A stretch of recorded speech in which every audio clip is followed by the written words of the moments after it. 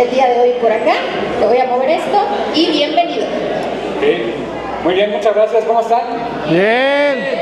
Encantado de estar aquí con ustedes y qué padre que estuvo aquí el buen Lalo Garza, y al final de su presentación dijo algo bien interesante, que es acerca de que las animes, las series que vemos traen un trabajo de traducción detrás, ¿no? Y Lalo también ha hecho traducción, o sea, de alguna manera somos colegas, y pues hoy quiero platicarles de cómo hacemos esa traducción para los cómics de Panini. Hablamos específicamente de cómic americano, Marvel, DC, las diferentes marcas que maneja Panini, y pues sobre todo quiero presentarles cómo lo hago yo, que esta parte quisiera comentarlo, pues no es exactamente que sea la forma, la única forma de hacer traducción, hay muchas formas de hacerlo, pero esto funciona.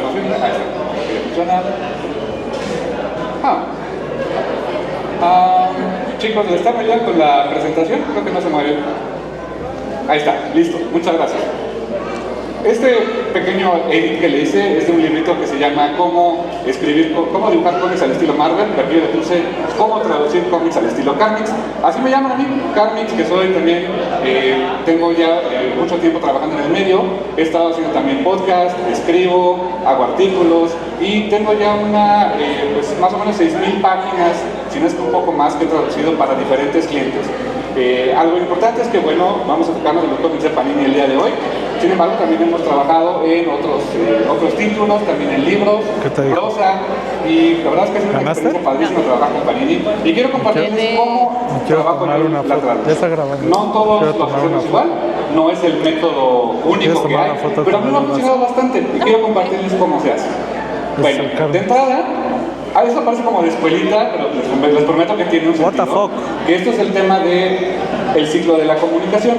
El cómic como tal es un medio de comunicación. Ese medio nos permite tener a un emisor, que normalmente es quien escribe un cómic o quien lo dibuja.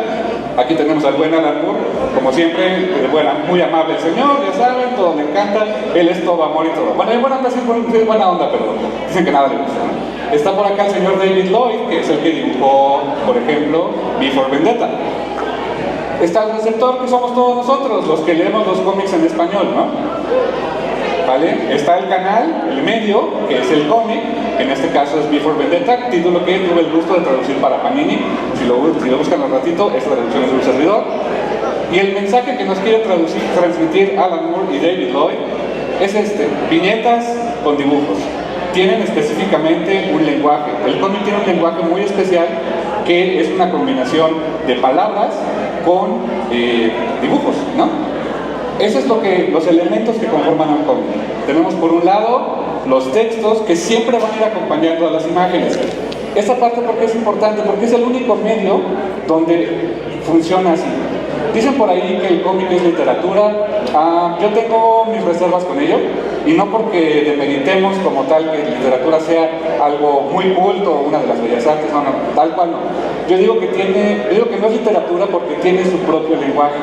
En la literatura, una persona, un escritor que hace prosa, te tiene que llevar de la mano solito a que tú te imagines una escena, a que esa escena te transporte a donde el autor quiere llevarte. En el caso del cómic no funciona totalmente así. El texto te dice algo, pero la imagen también apoya lo que te está diciendo el texto. Esta escena es muy famosa, es la escena en la que Pi, de Venganza, pues hace explotar el Parlamento inglés, y Alan Moore, fantástico autor del que soy súper fan, hace esa juxtaposición entre imagen y texto para mostrarte el boom de la explosión y al mismo tiempo cerrar el famoso verso de V for Vendetta, ¿no? Que es Remember, remember, the 5th of November, por cierto ya vino el 5 de noviembre, the gunpowder treason and blood, I see no reason for the gunpowder treason should ever be forgot. La idea es que ese texto pase de inglés y pase a español. ¿Cuál es la idea? Nosotros tenemos en un mercado aquí en México que donde mayormente hablamos español. La idea de que los cómics, y esto tiene muchísimos años, lleguen traducidos al español, es que ese mensaje que nos quieren transmitir los autores llegue a más gente. Ese es el trabajo que tenemos como traductores. Hacer que los autores que tienen ciertos textos, que quieren comunicar información, que quieren comunicar emociones, puedan llegar a más personas. Y en particular, pues lo que queremos es que para el mercado mexicano tengan una experiencia única, ¿sale?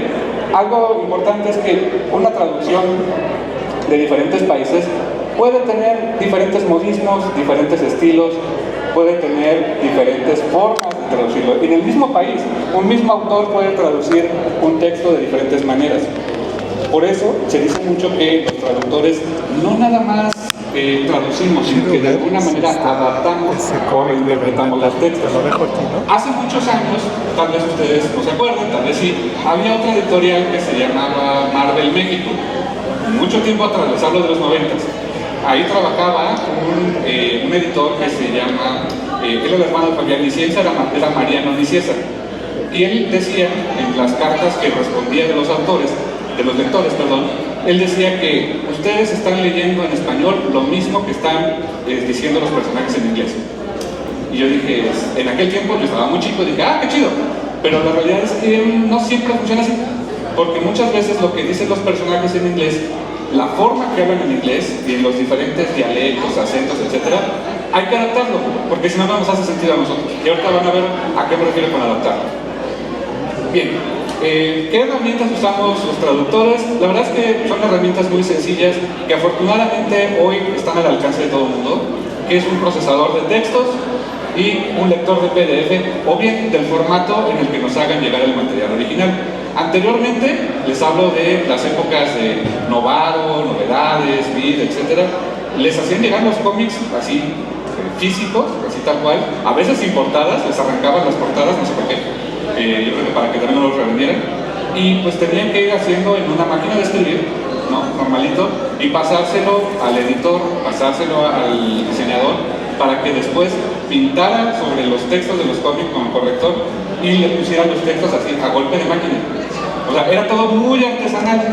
¿Cuál era el tema ahí? Que tenías un espacio exactamente chiquitito del globo de texto para poner una traducción. Y seguramente se darán cuenta que el inglés tiene la particularidad de que los textos pueden ser muy chiquitos y decir muchas cosas. Antes se tenía que incluso que contar cuántos golpes de teclado, o sea, cuántas teclas podías poner por renglón para no pasar. Representaba muchos retos. Hoy, afortunadamente, ya no es tan así. Ya afortunadamente las editoriales envían el material sin los logos, el diseñador puede hacerlos un poquito más grandes, un poquito más chicos, reacomodar el tipo de letra dentro de algunos lineamientos que tenemos con la parte editorial. Fíjate. O sea, no puedes tener un textote que tape todo el arte porque entonces ahí sí rompemos completamente el mensaje. Pero hay más flexibilidad. Entonces hoy, como nos llega, es en un PDF, nos llega también en imágenes, puede ser algún otro formato de archivo y todo se maneja a través de internet. Eso ha sido una maravilla porque anteriormente no había nada de eso. Y habilidades que requerimos los que traducimos es obviamente conocimiento del idioma original. ¿Me puedo tomar una foto? ¿Me la puedo tomar? Sí. Hay compañeros que traducen de contigo. Mira. Muchas gracias. No, muchas gracias. Ayuda mucho tener certificaciones, haber estudiado el idioma, haberlo vivido. Esa parte creo que para mí es muy importante comunicárselas. Haber vivido el idioma, empaparse de él y poder ser lo más fluido posible. No necesariamente hablo de que haya una certificación o tengas que tener un TOEFL nivel tal, porque muchas veces, aunque tengamos la certificación, si no lo practicamos, si no lo vivimos, si no lo tenemos fresco en el día a día, se vuelve un poquito complicado, ¿vale? La otra, particularmente hablando de traducir cómics, el conocimiento del medio. Eso para mí creo que es súper importante, porque bueno, hay traductores muy profesionales que pueden hacer un gran trabajo con la traducción, pero a la hora de llevar al papel o al llevar la traducción, pues está el problema de que no conocen a lo mejor la obra original, el autor, la intención, si el personaje ya había salido en otro lado, si el personaje habla de cierta manera, si a lo mejor al personaje ya la gente está muy familiarizada con él, de cómo ciertas frases que usa, que salen en televisión, en cine, etcétera, y que hay que de alguna manera respetar eso que esperaría el lector leer, ¿no? Es indispensable porque un muy buen traductor puede hacer sobre todo la siguiente labor, que es investigación. La investigación eso es clave. ¿Por qué? Porque no tenemos nada más una traducción tal cual textual de los textos, sino que hay que investigar qué quieren decir, qué quieren decir los personajes, su contexto histórico. No es lo mismo cómo se hablaba en Nueva York de los años 50 a cómo se habla en Nueva York en un barrio como, no sé, imaginemos Brooklyn, Harlem, etcétera, con personas de diferentes etnias, diferentes estilos de vida, diferentes razas, etcétera. Tienen diferentes formas de hablar y todo eso se tiene que conocer e incluso tratar de adaptar esa parte de cómo habla una persona, imaginemos del Bronx, a cómo hablaría en español, a cómo adaptar ciertos idiomas. Esa parte también es súper importante, por lo cual, en mi opinión, el idioma original, el conocimiento del medio y la investigación son elementos clave. Ahora bien, el método servidor Carmix es primero pues leer el cómic, es lo más normal del mundo, es lo primerito. Por ahí, a veces por la presión del tiempo, nos llega un poco la idea de, ¿sabes qué? Vamos a irlo traduciendo conforme lo leamos. No lo recomiendo mucho, porque si bien podemos hacer ganar un poco de tiempo, de repente entran los retrabajos, porque entonces ya traduje algo que si más adelante en otro número, en otra página, tengo que retomar, o lo puse de esta manera, o este personaje dijo esta palabra, pero tiene que volverla a decir acá como era, me tengo que regresar. O sea, normalmente lo ideal es leer el cómic. Ahora, ojo, yo disfruto muchísimo leer cómics, son mi vida, me encantan, me fascinan los cómics. Pero cuando leo un cómic para traducirlo, lo tengo que leer de otra manera. Lo tengo que leer pensando, ok, ¿cómo está hablando el personaje? ¿Qué es lo que me quiere transmitir?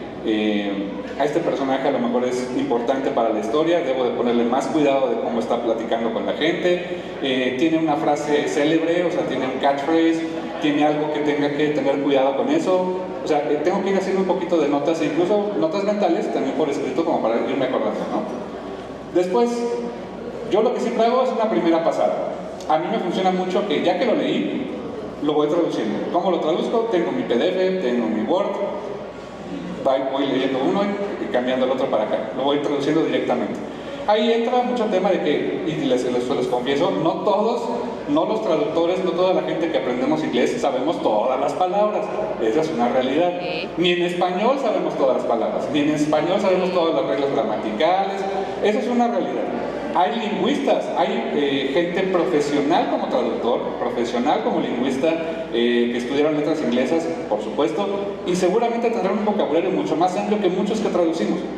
Pero aún así, ellos también tienen que recurrir a fuentes, diccionarios, fuentes en línea, a lo mejor también literatura especializada. ¿Por qué? Porque pues tiene su chiste, tenemos que encontrar de repente equivalencias en español que no estábamos buscando. Entonces, una primera pasada ayuda a tener ya todo el texto completo en un Word, y ya acabé. Dices, ok, ya acabamos. Entonces, ahora sí, viene la siguiente parte, que es investigar a fondo.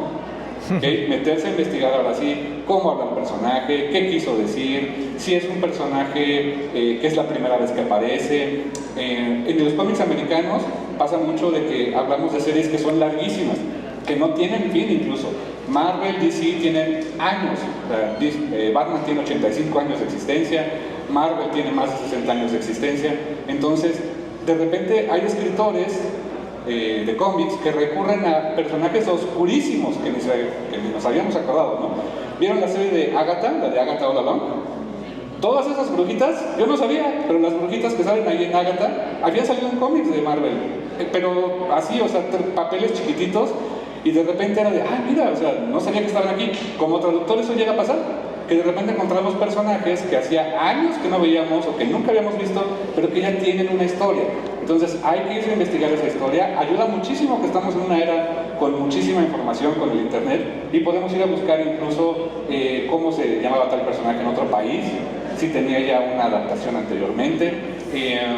Hay aplicaciones como la aplicación de Marvel, la de Marvel Unlimited, que por una cuota al mes puedes leer miles de cómics de Marvel. Ayuda muchísimo para irlos a buscar también. DC tiene algo similar también, o sea, para hacer research, ¿no? A veces la propia biblioteca personal, ¿no? Digo, particularmente les comparto que tengo una biblioteca de como 6,000 cómics más o menos, después de muchísimos años de coleccionar, así que de repente es regresarme a esos cómics para ver qué tanto estaban diciendo, ¿no? Ahí es investigar a fondo, aquí como Batman, o sea, meterse hasta llegar al punto, ¿no?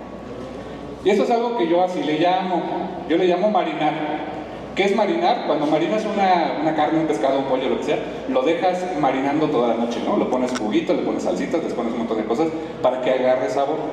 Yo en mi particular forma de trabajar las traducciones es, yo procuro nunca enviarle a mi editor una traducción el día que la terminé. ¿Por qué? Porque nos pasa mucho de que tanto de leer los cómics, de estarlos traduciendo, de embeberse así muchísimo en el trabajo, nos llega a pasar que se nos van cosas. Ahí está. ¿Por qué? Porque estamos, dicen por ahí, se le llama ceguera de taller. Pero porque estamos tan ya acostumbrados al texto, a la imagen que estamos traduciendo, etcétera, que a lo mejor no nos damos cuenta de cosas. Entonces yo dejo que pase literalmente una noche, o sea, lo dejo marinando, y al día siguiente le hago una revisión, pero ya con lupa. ¿A qué me refiero con esto?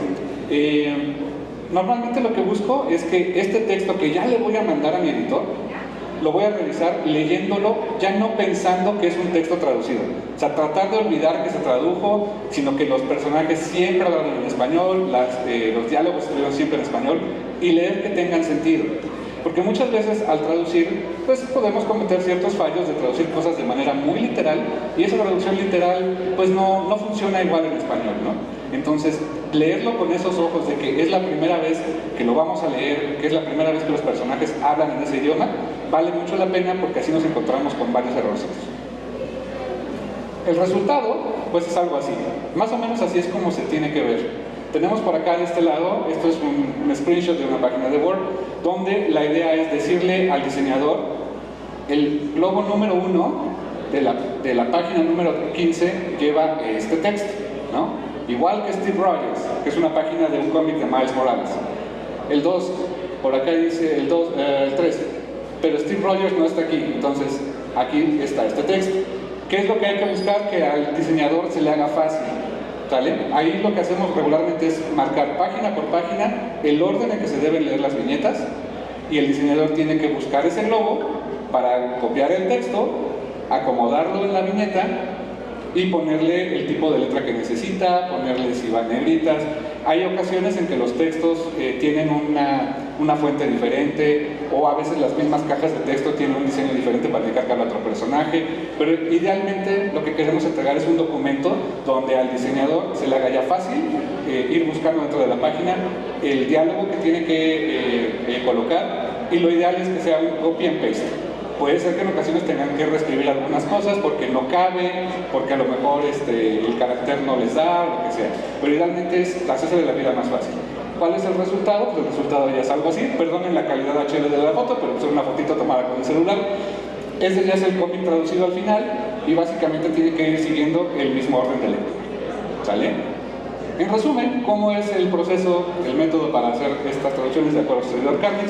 Leer el cómic, darle una primera pasada, investigar a fondo, marinar el cómic, o sea, dejarlo una noche, dejarlo un ratito, volverlo a leer, y ahora sí, revisar con lupa antes de enviarlo al editor, ¿vale? Y esto me lleva a un punto que quería tocar con ustedes. Lo más importante es esto, como dice el buen Spider-Man: con un gran poder debe haber una gran responsabilidad.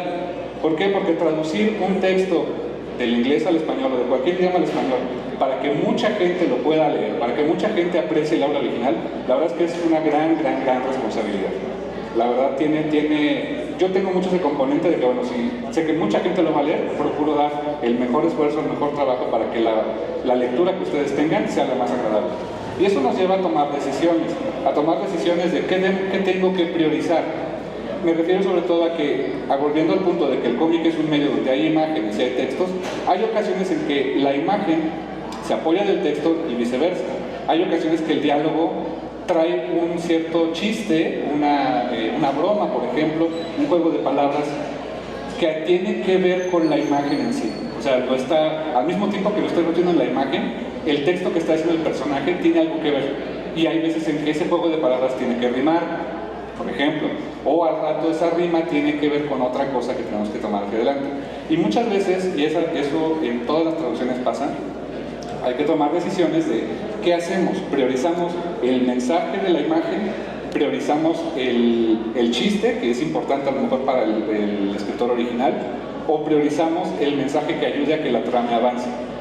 Eso es la parte a veces más complicada, porque tenemos que buscar una adaptación que sea lo más fiel posible al original, pero también al mismo tiempo que no sea algo que si tú lo lees te saque de la lectura. ¿A qué me refiero con eso? No sé si les ha pasado leyendo subtítulos o o escuchando un doblaje en una película, que los personajes dicen algo que no tiene mucho sentido. Y dices, esto, como por qué lo dice. Un ejemplo que me acabo de encontrar, estoy viendo la serie de Dragon Ball Daima, no sé si ya la estén viendo en Netflix. En esa serie hay un dialoguito, lo están pasando únicamente en japonés, no hay doblaje todavía en español, lo están pasando con japonés con subtítulos en español. Y me acabo de encontrar, o sea, ya de repente al ver una traducción como que luego algo me brinca, que dice, abajo dice, está un personaje que quiere agarrar a Goku, quiere atraparlo, y se enoja con él, y el personaje le dice, ¿por qué tú? Y ahí se queda, ¿por qué tú? Así de eso, ¿quién? Y el diálogo original es why you little, o sea, por why, ese why you es como decir pequeño demonio, como lo dice Homero Simpson. O sea, cuando Homero ahorca a Bart, que le dice pequeño demonio, normalmente lo que en inglés lo que dice es why you little, y ahí se queda, como para decir you little bastard o algo así. Entonces, ese why you little es de maldito o pequeño rufián o lo que sea, y hay que adaptarlo. Y ahí lo que hicieron en esa traducción fue simplemente dejarlo, ¿por qué tú? Porque en inglés dice why you. Entonces, ese tipo de cositas te sacan, o sea, como lector, como espectador de una obra, te sacan de lo que estás viendo. Hay otro promo muy famoso que acaba de salir de una serie de Steve McMahon, que es de la WWE, y el promo tiene un textito abajo, o sea, Steve sale acá a cuadro y dice, "You're fired", y abajo le ponen, "Sí, fuego", y el "You're fired" está despedido, ¿no? Y dicen por ahí, no me consta, que esa traducción que usó Netflix está hecha por una inteligencia artificial, no lo sé. Si es así, híjoles, o sea, creo que tenemos trabajo para rato los traductores todavía, porque no está exactamente tan calibrada como para entender bien esas cosas, ¿no? Entonces, son las decisiones que tenemos que tomar cuando estamos traduciendo. Y eso nos lleva, por ejemplo, a cuidar los temidos fails, los errores de traducción. Ojo, no voy a poner aquí, desde luego, ejemplos con nombres de, oye, ¿quién tradujo esto? No. Simplemente son textos, imágenes de cómics que he encontrado a lo largo de la vida en diferentes editoriales, donde han aparecido errorcitos que me sirven mucho para explicarles qué es lo que tenemos que cuidar a la hora de traducir. Este es uno de ellos. Este es un ejemplo de lo que llamamos idioms. Los idioms son frases, terminología, que no necesariamente es una palabra tal cual, si la traducimos, significa lo mismo. Un idioma es una forma de hablar, es un caló. Y aquí, por ejemplo, tenemos algo interesante. El personaje que vemos aquí en pantalla es Bucky, el soldado del invierno. Y aquí está hablando con Nick Fury. Ese es un cómic del Capitán América. Y aquí está hablando con Nick Fury. Y a Nick Fury le dice, Fury, it's blown. Fury, esto se fue al carajo. O ya la regamos. Ese it's blown quiere decir que ya explotó, ya tronó. O sea, lo que estaban haciendo, la misión que estaban haciendo ya fue. ¿Sale? En un cómic, otro editorial, lo tradujeron como Fury, habla blown. Entonces ahora ya resulta que Bucky se llama blown. No. O sea, ¿por qué? Porque lo que buscaron decir es Fury, it's blown. O sea, también una forma de que contestas el teléfono de hello, this is Alfred, it's Alfred, ¿no? Entonces se les hizo fácil y le dijeron blown, pues ¿qué será blown? ¿Sabes? Es la persona, ¿no? Entonces dejémoslo como Fury, it's blown. Entonces lo pensaron con Fury, habla blown, nada que ver, y aquí es donde vuelvo a lo mismo, hay que interpretar texto e imagen. Si aquí estamos viendo que el personaje que habla es Bucky, pues aquí obviamente blown no es, ¿no? Entonces ahí seguramente alguien lo hizo muy rápido, no le encontró el cuidado adecuado y le cambió el nombre al personaje. Entonces esa es una de las cosas que tenemos que tener mucho en cuenta a la hora de traducción.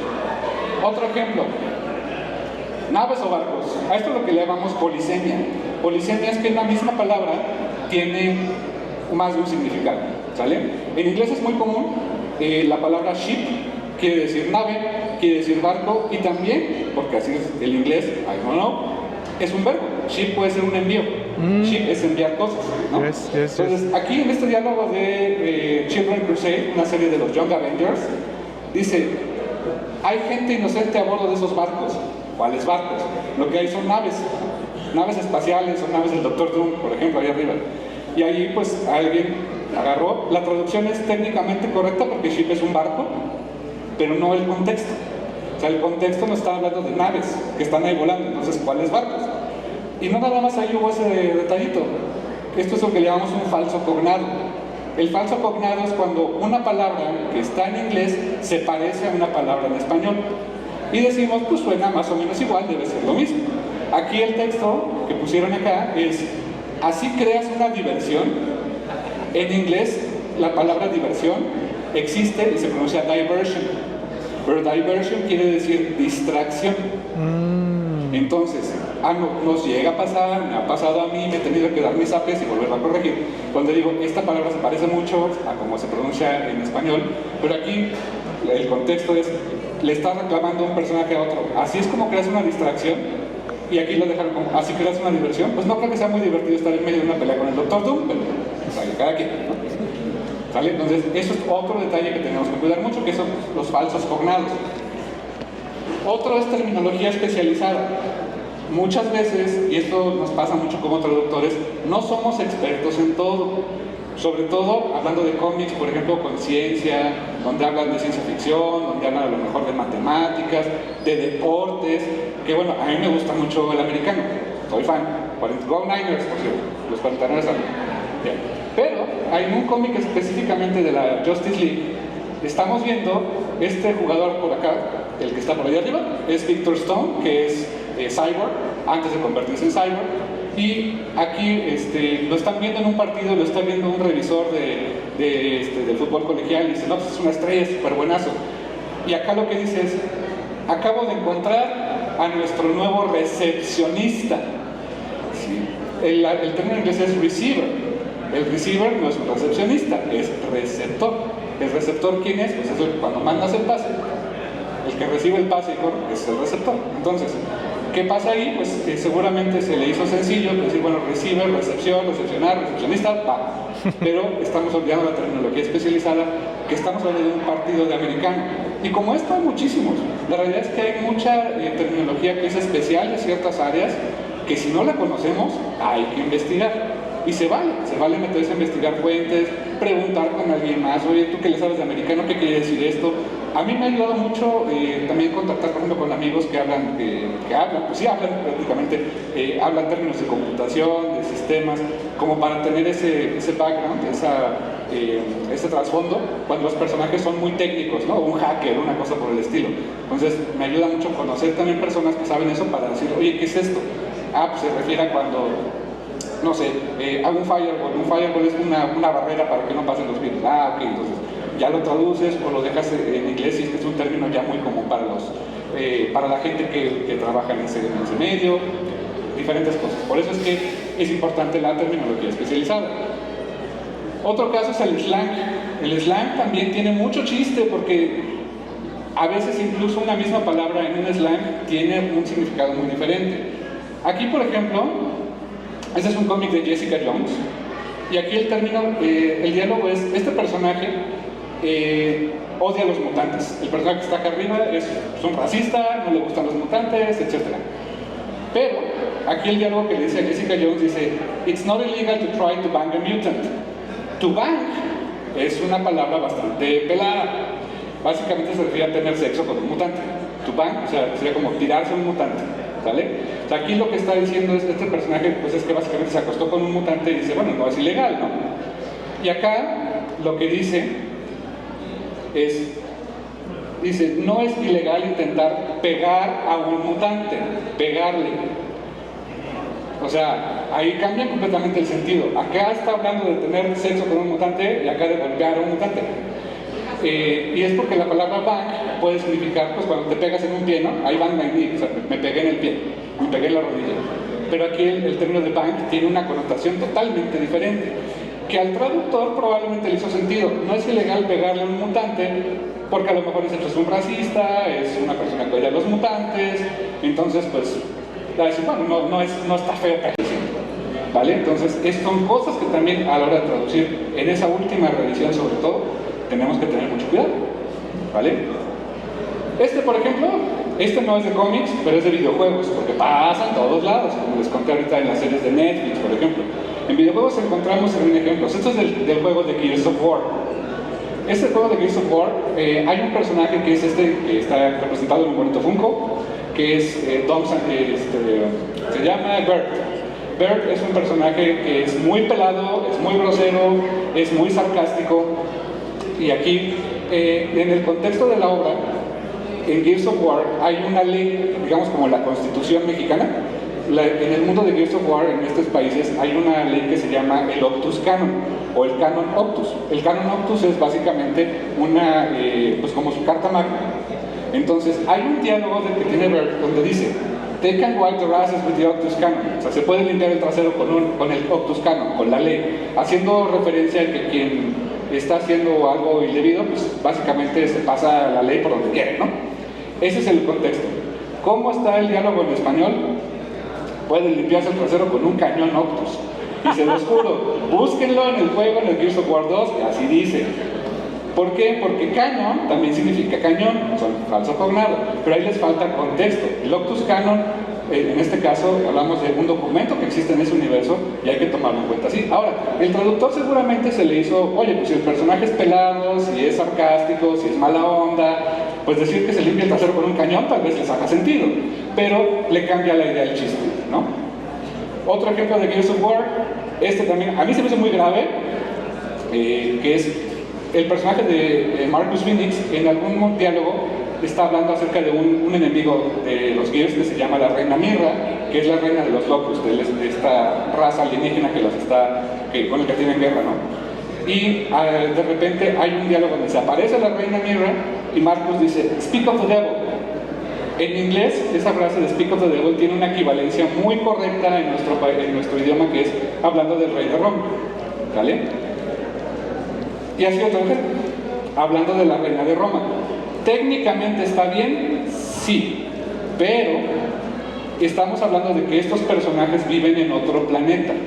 Viven en un planeta que se llama Sera, que en todo el canon de Gears of War nunca se habla que sea la Tierra o que sea una colonia de terrestres.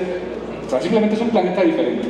Entonces, si en el diálogo del videojuego te dice, hablando de la reina de Roma, es de un momento, estos personajes son humanos, o sea, de nuestra tierra, de nuestra realidad, o sea, vienen de nuestra cultura, saben qué es Roma, entonces le cambian completamente la jugada, ¿no? No es grave en el sentido de, bueno, pues si es un juego lo pasas y ya, ¿no? Pero la primera vez que lo escuché jugando el juego dije, a ver, ¿cómo? Y se los juro que me fui a buscar si los personajes realmente conocían nuestro mundo, sabían que era Roma, que era Italia, o sea, y no hay huella de eso. Entonces, sin querer, a la hora de traducir esto, le añadieron una capa de complejidad al juego que no tenía.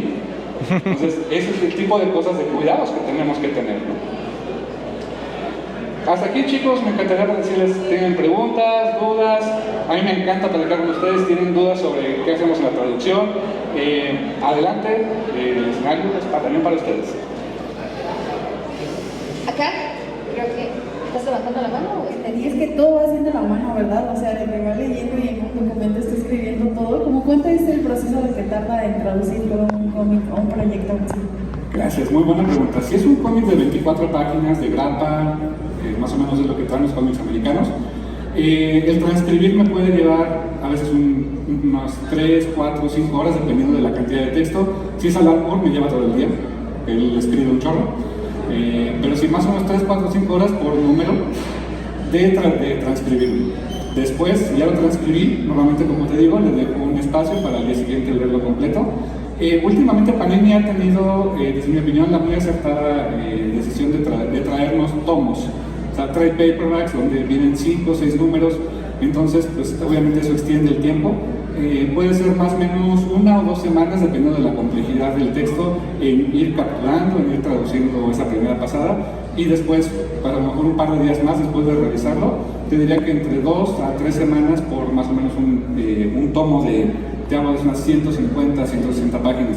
Cuando son cómics donde no hay tanta complejidad de buscarle, por ejemplo, insisto, me remito mucho al ejemplo de Alan Moore, que escribió Watchmen, V for Vendetta, que el señor es muy culto, tiene mucha tradición literaria, le encanta poner muchos idioms, habla mucho de sus personajes como muy británicos a veces, y hay que dedicarle un poco más de tiempo. Pero si hablamos de un cómic americano, sin demeritar que tenga menor valor, pero pues, evidentemente es más familiar a nosotros, un Spider-Man, un Batman, un Superman, pues puede llegar a ser unas 3 semanas más o menos de trabajo, pero bien dedicadito a ese tiempo.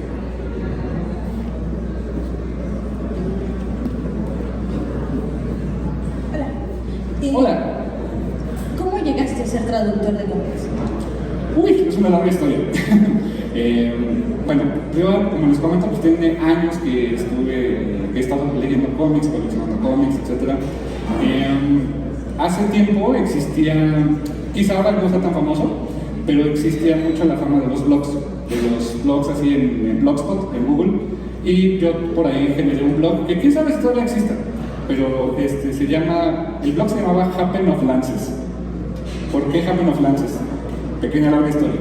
Había un personaje en internet que decía que iba a escribir un cómic. O sea, esto es real, era un chavo que se llamaba Alex Cruz, que iba a escribir un cómic que iba a revolucionar el medio, y tenía un personaje llamado Tonamelt, en serio así, Tonamelt. Y a ese personaje, este chavo se fue a pelear con Marvel y con otros escritores a decir que le habían robado la idea de su personaje, pero su inglés era muy feo. Entonces dice, en algún momento dijo, en un post, decía algo de que es que estos se pasaron de lanza conmigo. Y entonces él lo tradujo o le puso el mensaje en inglés como They happen of lances, se pasaron de lanza. Entonces, a mí me dio tanta risa que la agarré de chiste para crear mi blog. Mi blog se llamaba Happen of Lances. Y en ese blog yo escribía sobre cómics, sobre lo que me gustaba leer en el momento, etc. Y también escribía cositas sobre los fallos de traducción que yo me encontraba. Esto les hablo de 2009, ya tenía algo de tiempo. Y de ahí llamó la atención de una editorial que le gustó mi trabajo y me empezó a invitar a escribir, no a traducir, sino a escribir artículos, columnas para sus publicaciones. Eventualmente, una persona que le tengo mucho cariño a esta editorial me invitó a, oye, ¿te gustaría traducir un cómic? Intentarlo, y dije, sí, ¿cómo no? Y me puse a traducir. No les comento porque es de otra marca, pero bueno, me puse a traducir otro título, y de ahí empecé a traducir más y más títulos, y por ahí me llegó en su momento una invitación por un amigo mío que se llama Fernando Peniche. Él es dibujante, él dibuja actualmente a las Tortugas Ninja en Estados Unidos. Él trabajó un proyecto con un escritor americano que se llama Jason Burns. No es Jason Bourne de las películas, se llama Jason Burns. Él trabajó en un proyecto para hacer unos cómics que eran webcómics únicamente de Neymar Jr., el futbolista. En ese proyecto de Neymar Jr., la idea era traducir, que salieran todos esos cómics donde Neymar era superhéroe o estaba en un mundo de zombies o en un mundo de cosas, básicamente así. Decían que su superpoder era tirarse al piso, ¿no? Pero bueno, la idea es que ahí, como tuve mucho contacto con esta persona de Estados Unidos, traduje un montón de páginas, un montón de paneles de este webcómic, y eso me llevó a que pues, más y más clientes estuvieran viendo mi trabajo, y pues actualmente traduzco para varias compañías, ¿no? Para Panini incluida, a través de uno de los estudios que trabajamos para Panini, y pues así fue. O sea, básicamente fue darse un poco a conocer a través justamente, pues, en este caso del blog, aquella experiencia que tuve, y poco a poquito me ha ayudado mucho también el podcast que hago. Tengo un podcast semanal que se llama El Café Comiquero, así se llama. Y en ese podcast pues platicamos de cómics, de cultura pop, etc. Como que la gente por ahí me volvió a ver y me dieron la oportunidad de trabajar acá en la compañía. Muchas gracias.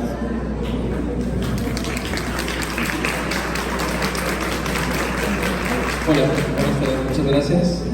Quiero hacer una pregunta. Sobre la parte, cuando las editoriales grandes, DC, Marvel, cambian de una editorial a otra, cuando pasan al español siempre hay críticas a cuestiones de Bruno Díaz o de Ricardo Tapia, ¿cómo se llaman?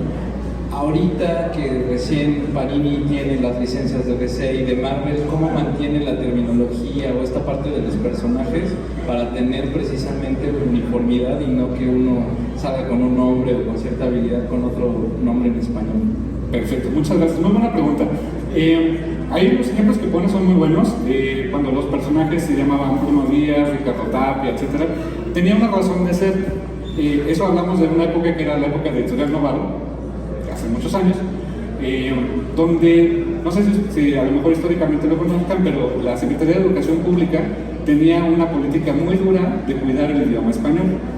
Entonces, a la hora de cuidar el idioma español, procuraban que incluso terminología o nombres propios se adaptaran a fonemas españoles, o de nuestro idioma, para que fueran más familiares. Por eso es que Bruce Wayne se llama Bruno Díaz.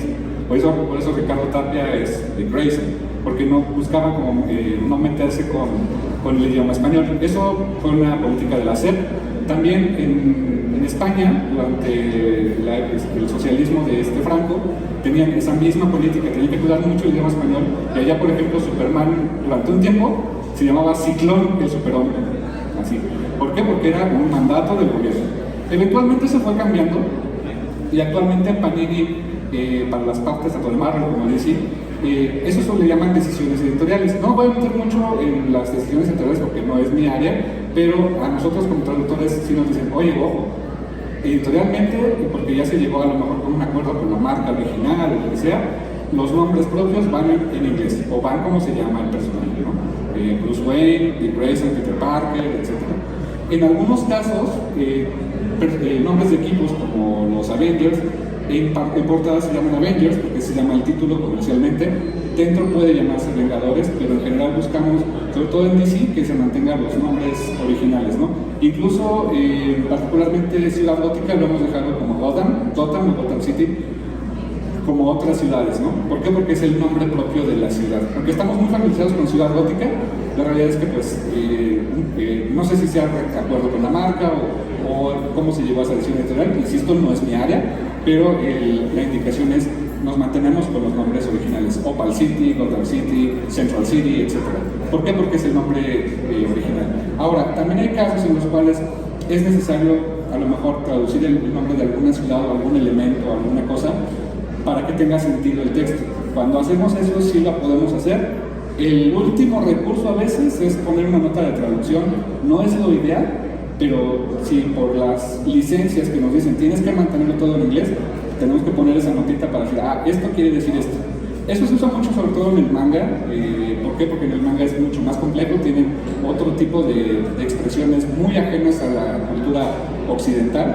Tenemos la ventaja de alguna manera de que cosas como de Marvel o DC ocurren de este lado del charco, literalmente es el mismo continente, y nuestra cultura se parece de alguna manera entre americanos y mexicanos. No es igual, pero se parece. Cuando hablamos de la cultura japonesa tienen otros rollos que incluso frases o terminología pues no se adaptan, entonces hay que a veces poner incluso notitas.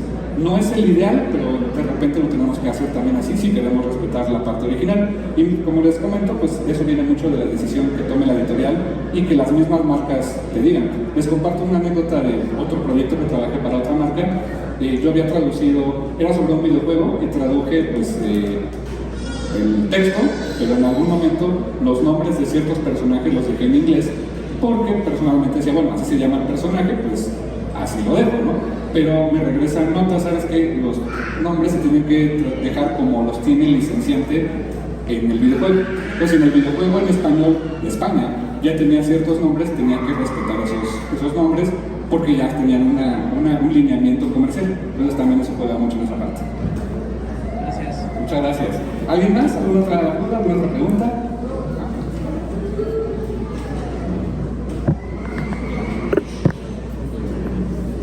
Hola, buenas tardes. Hola, buenas tardes. Oye, una pregunta ahorita que estás diciendo eso de traductores. ¿Qué se necesita? Yo, por ejemplo, hablo inglés, pero ¿qué se necesita aparte de eso para ser traductor? Mira, hay carreras, hay formación profesional como traductores, lo existe. Yo te diría, más allá de hablar inglés, lo que decía un poquito al principio, que es esas herramientas como el conocimiento del medio en el que quieres traducir, particularmente si hablamos de cómic, pues conocer de ese medio. Y mucha capacidad de investigación, y eso creo que es lo ideal. Habrá algunas empresas que te pidan a lo mejor un nivel mínimo de inglés para que tú puedas entrar a traducirlo, pero en general, en mi experiencia personal y profesional, no es que te pidan una certificación como tal, sino que tienes que hacer una prueba. Te dicen, ¿sabes qué? Te voy a dar este texto y me lo tienes que entregar en tanto tiempo, lo revisa ya su corrector o su editor, te dicen, pues perfecto, entras, ¿no? O a lo mejor te dan retro y te dicen, ¿sabes qué? Pues tienes que trabajar un poco más, o no es exactamente lo que buscamos, pero esencialmente el trabajo de traductor para las diferentes marcas empieza mucho con una prueba y pues la verdad si lo logras así, pues bienvenidísimo, me encantaría trabajar como colega, pues excelente. Ok, porque, bueno, no sé si ayude la carrera de animación y arte digital dentro de ese rubro. Sí, claro, o sea, por supuesto, ese background si lo tienes está perfecto. Si conoces el idioma original, que es el idioma en inglés, ayuda bastante. Mientras tú tengas esa capacidad de adaptación y de poder investigar tu terminología y de cómo es el lenguaje del cómic, sin tema, sin problema. De eso no hay problema. Súper. Muchas gracias. Hombre, ¿de qué? ¿Alguien más? ¿Alguna otra pregunta? Ok, muy bien. Pues creo que con eso estaríamos dando cierre a esta charla. Yo les agradezco muchísimo, de verdad, gracias totales, en serio. Me encantó estar platicando con ustedes. Muchas gracias. Y de verdad les digo, disfruten los cómics de Panini, los cómics de Marvel, de DC, toda la línea que trae Panini, muy buenos títulos, y créanme que los traductores hacemos este trabajo con mucho amor para que ustedes tengan una muy buena experiencia leyéndolos en español. Muchas gracias. Alfredo, muchas gracias. Gracias por acompañarnos. Te traemos un reconocimiento a nombre de Panini por acompañarnos en esta experiencia. Te traemos también un kit de productos Panini. Esperemos que sean de los que tú traduces. Y muchas gracias. Gracias por tu trabajo siempre y bueno, por tu disposición de poder ayudarnos con esta conferencia y contarnos un poquito más del día a día de tu trabajo. Muchas gracias. Gracias a todos.